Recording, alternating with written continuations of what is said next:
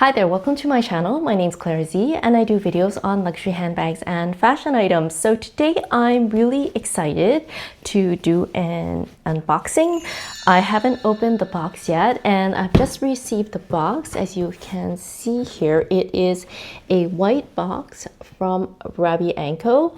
So let's open this up and I'll show you what I got. So here is the dust bag. To reveal the Rabeanco Allegra bag. So let's remove all the papers and tags. So here is the front of the bag. Here is the side. This is the back and the other side. The top of the bag has a zipper with this pull tab. Very smooth, I love that. Here is the interior and it's kind of like a nylon material. It has a slip pocket on this side and it also has an inner zip pocket here along the back. Again, very smooth zipper and it extends all the way back and it's quite deep actually. It goes all the way almost to the bottom of this side of the bag. So it is a very usable back pocket and it also has this strap inside that you can attach something to this little hook here. A nice additional feature is there's a back pocket. I always love a very nice back pocket. You can slip your phone or receipts or cards in here for easy access and it's quite hidden. It's in this kind of a magnet. I think this bag is actually a pretty thoughtful bag from first impression. It has back pockets. The zipper is very easy. The interior is kind of this nylon material which makes it more water resistant. And also something I found really interesting was that this strap is actually really creative and you don't see a lot of creativity in bags these days, but I was undoing the strap to adjust it and what I noticed is that when I undo the strap here, as you can see, there are a lot of holes here. So the strap actually comes down through here to the bottom of the bag. And if I just undo that quickly, just to show you, you can see that this strap comes out fully. So you could actually fully remove the strap from both sides, but when you put it back in, and I'm just going to put it back in through this way, very interesting. I've never seen a bag like this before. You put it back, feed it through the loop, and then there's like another loop here. And then there's another loop, as you can see down here. So it goes through the bottom. And then there's another place where you can put that through here. So it's very flush and you don't have the straps dangling everywhere. And you could do it from both sides. Isn't that really interesting? Amazing. So apparently this is using a vegetable tanned full grain calfskin. And it's got silver hardware, as you can see here. So you could basically wear this on your shoulder or you could use it as a crossbody. So I'm going to try to adjust the straps to be longer to see what it looks like as a crossbody tote. And basically, according to the website, this is 28 by 18 by 10 centimeters. And the drop length is anywhere between 12 to 48 centimeters. So what I'm going to try to do is to change up the strap so that I can wear it crossbody. I kind of like how this has this saggy look. So you can actually put in this little sag there and wear it over the shoulder like this. I love that little dip so that it's not in the way. And if you want to make it look like a dumpling, I've shortened it quite a bit. So you could even almost carry it like a small top handle. This is so cool. This strap is so much fun and it is nicely tucked in at the bottom. I really love how versatile this strap is so that you can almost change it into a different looking bag. This almost reminds me of the Bottega Jodi. So now I've adjusted it to kind of the second hold on each side so that I can try to wear this crossbody. So this is what it looks like on me if I wear this bag crossbody. And of course, I can always adjust this because there are so many holes to wear it also shoulder length. So there are a variety of ways to wear this bag, and I really love how creative they were with the different holes in this bag and the way that it goes into the bag. And because there are so many places to secure the strap, you don't have the ends of the strap dangling everywhere. So this was done very creatively, and I'm very impressed by the way they did up this portion of the bag. So this is what the bottom looks like as a close-up. It still looks really good. The stitching looks fine, there's nothing wrong with it, and it is a very kind of soft, malleable type of feel. So this is kind of like a great everyday, go anywhere kind of a bag. It also reminds me of my Celine Romy bag. You can see it looks very similar in terms of how it looks. Obviously, this is the large side, and this is the Rabeanco Allegra, and they're both having that slouchy look, which I really love, in a similar color. And I've been using this bag for quite a few years now. From memory, maybe at least 4 to 5 years, and it's held up extremely well. This is my daily workhorse for work because of the size, but I can see this being a great everyday bag. It has similar features. I really love how the straps are fully adjustable so that it can be handheld, shoulder or crossbody. I love the slouchy look.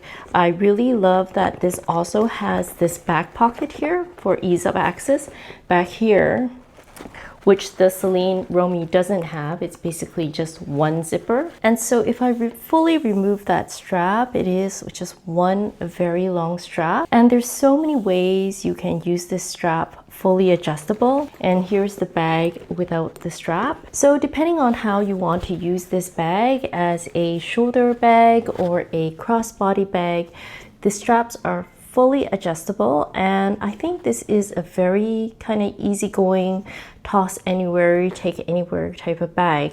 And I'm pretty sure you can put quite a bit in here, as you can see from the size of the bag. In terms of what fits, I have an iPhone Pro, so you can see for sure this is gonna fit.